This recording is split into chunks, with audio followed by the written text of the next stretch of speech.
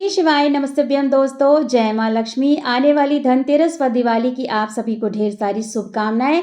माता लक्ष्मी की कृपा आपके घर में सदा सदा के लिए बनी रहे, आपके घर में हमेशा धन संपदा बनी रहे। इसी कामना के साथ आज का वीडियो हम शुरू करते हैं। दोस्तों, आज इस वीडियो में आपको संपूर्ण जानकारी देने वाली हूँ कि धनतेरस वाले दिन हमें नई झाड़ू का पूजन किस विधि के अनुसार करना चाहिए, पुरानी झाड़ू हमें कब निकालना चाहिए। तो चलिए जल्दी से जान लेते हैं कि हमें किस विधि से जो है वो धनतेरस वाले दिन नई झाड़ू का पूजन करना चाहिए। ये मेरी छोटी सी झाड़ू है और ये हमेशा मेरे घर के मंदिर पर रहती है। हर साल मैं इसे नया लेकर आती हूँ और अपने घर के मंदिर में इसी से साफ सफाई करती हूँ। आपको खजूर वाली झाड़ू या नारियल की जो झाड़ू होती है उसी का पूजन करना है। पूरी प्लास्टिक वाली झाड़ू का पूजन नहीं करना है। फूल वाली झाड़ू का जो है वो पूजन किया जाता है पूरे विधिवत तरीके से धनतेरस वाले दिन। तो इस तरह से देखिए, यहाँ पर मैंने एक छोटी सी झाड़ू रख दी है और यहाँ पर मैं एक बड़ी झाड़ू रख रही हूँ। झाड़ू आपको नई लेकर आना है, पुरानी झाड़ू का पूजन आपको नहीं करना है। ये जो प्लास्टिक वाली झाड़ू होती है उसका पूजन नहीं किया जाता है। तो खजूर की झाड़ू, फूल वाली झाड़ू या फिर आप जो है नारियल के जूट की जो झाड़ू बनाई जाती है वो ही झाड़ू लेकर आए धनतेरस वाले दिन विशेष तौर से, और उसी का पूजन जो है वो आपको करना है। पुरानी झाड़ू कब निकालनी है, साथ ही साथ जिस झाड़ू का हम पूजन कर रहे हैं उस झाड़ू का प्रयोग हम कब से कर सकते हैं, उसकी संपूर्ण जानकारी मैं आगे आपको वीडियो में दूंगी।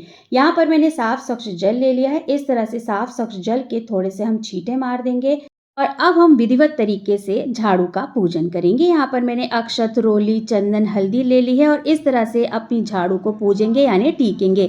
5 या 7 बार इस तरह से झाड़ू को टीकना होता है और इस तरह से मैं यहाँ पर 5 बार जो है वो झाड़ू को टीक रही हूँ। थोड़े से अक्षत लेकर के झाड़ू पर हमें जरूर छिड़कते हैं।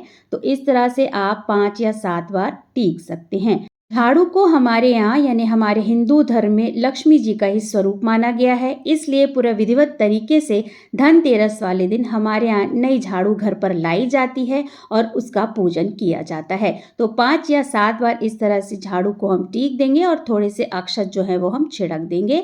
यहाँ पर हम पुष्प अर्पित कर देंगे। तो यहाँ पर अगर आपके पास पुष्प हैं तो आप पुष्पों को अवश्य अर्पित करें। देखिए, लक्ष्मी जी का स्वरूप ही माना गया है, इसलिए हमारे यहाँ झाड़ू का बहुत ही विशेष महत्व बतलाया गया है। अब यहाँ पर मैंने कलावा ले लिया है यानी मौली ले ली है। आप अगर बांधना चाहे तो बांध भी सकते हैं झाड़ू पर, नहीं तो वस्त्र के रूप में इस तरह से मैं यहाँ पर इनको पहना रही हूँ। खील बताशे का भोग दीपावली में विशेष तौर से लगाया जाता है, तो इस तरह से थोड़ा सा भोग जो है वो हम अर्पित कर देंगे। तो यहाँ पर देखिए, थोड़ी सी खील और थोड़े से बताशे हम यहाँ पर झाड़ू के पास रख देंगे।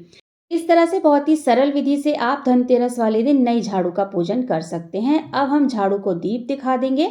तो ओम की आकृति बना करके 5 या 7 बार इस तरह से हम दीप को घुमा देंगे। तो देखिए दोस्तों, इस तरह से जो है वो धनतेरस वाले दिन नई झाड़ू का पूजन किया जाता है। लक्ष्मी जी का स्वरूप या लक्ष्मी जी का प्रतीक ही माना गया है हमारे यहाँ झाड़ू को, इसलिए विशेष तौर से धनतेरस वाले दिन झाड़ू का यानी नई झाड़ू का पूजन किया जाता है। आप धनतेरस वाले दिन चाहे जितनी शॉपिंग कर लें, चाहे जितना सोना चांदी खरीद लें, लेकिन अगर आपने झाड़ू नहीं खरीदी है तो समझिए कि आपने कुछ नहीं खरीदा है। इसलिए सोना चांदी बाकी की सारी चीज़ें एक तरफ, लेकिन झाड़ू जो है वो एक तरफ। तो आप लोग धनतेरस वाले दिन अपने घर में नई झाड़ू अवश्य लेकर आएं और इस सरल पूजा विधि को अपना करके पूरे विधिवत तरीके से नई झाड़ू का पूजन करें। अब बात कर लेते हैं कि पुरानी झाड़ू को कब निकालना होता है। देखिए, पुरानी झाड़ू को आप किसी भी शनिवार वाले दिन जो है वो झाड़ू निकाल सकते हैं। झाड़ू को निकालने के पहले कुछ बातें हैं जो आपको विशेष तौर से ध्यान में रखनी है।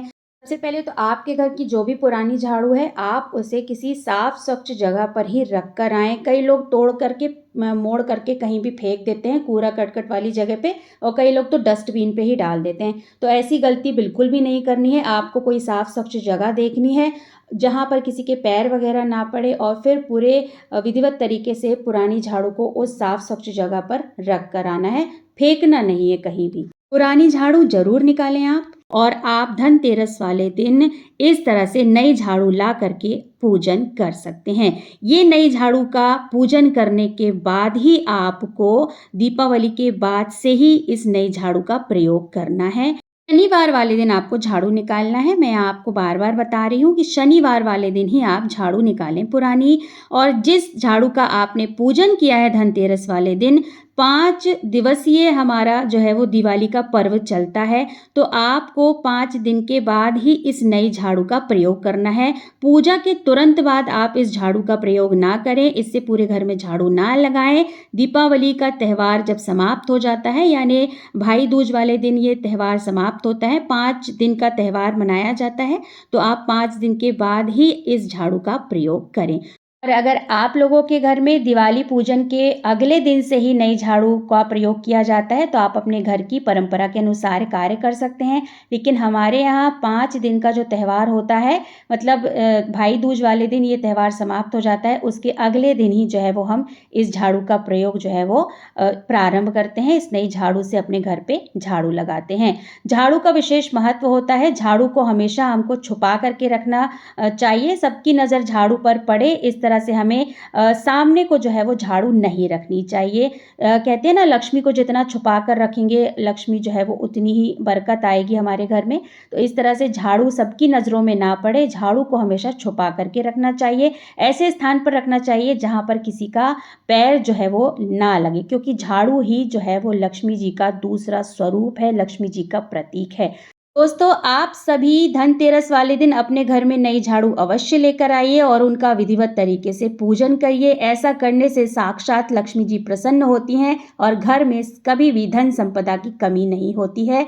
नई झाड़ू की किस विधि से पूजा करनी चाहिए, सबसे सरलतम पूजा विधि मैंने आपको बताई है। दोस्तों, आशा करती हूँ आपको वीडियो पसंद आया होगा। अगर वीडियो पसंद आया है तो वीडियो को छोटा सा एक लाइक कर दीजिएगा, साथ ही साथ अपने ही चैनल को जोर से सब्सक्राइब कर दीजिएगा। दोस्तों, बहुत जल्द मिलते हैं एक नई वीडियो के साथ, एक नई जानकारी के साथ। तब तक के लिए श्री शिवाय नमस्तभ्यम।